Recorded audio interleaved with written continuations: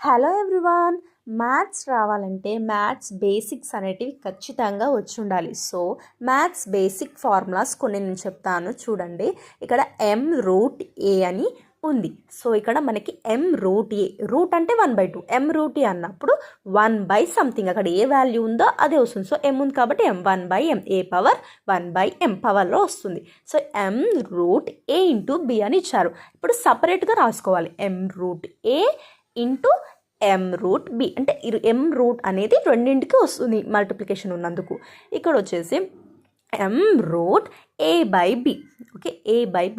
ఇక్కడ a/b divided by ఉన్నప్పుడు కూడా సపరేట్గా రాసుకోవాలి. m√a/m√b ఇక్కడ. సో ఇక్కడ ఫోర్త్ వన్ వచ్చేసి m√a whole power m. Okay, ఇక్కడ m√a హోల్ పవర్ m అని ఇచ్చారు. ఇక్కడ m√ని మనం ఏం రాసుకుంటాం? a power 1/m. Okay, a power 1/m whole power ఇక్కడ ఏముంది? m ఉంది. ఓకే, ఇప్పుడు పవర్స్ అనేవి మనం మల్టిప్లికేషన్ చేసుకుంటాం కదా. సో 1/m ఇంటూ m ఉందనుకో, m క్యాన్సిల్ అయిపోతుంది కదా, a అనేది మిగులుతుంది. ఓకే, ఫిఫ్త్ వన్ వచ్చేసి m√a హోల్ పవర్ n అని ఇచ్చారు ఇక్కడ. అప్పుడు m√ ఏమవుతుంది? 1/m అవుతుంది. అంటే a power 1/m whole power n అవుతుంది. ఇప్పుడు మల్టిప్లికేషన్ చేసుకుంటాం కదా, పవర్స్లో ఉన్నాయి. సో n/m అవుతుంది.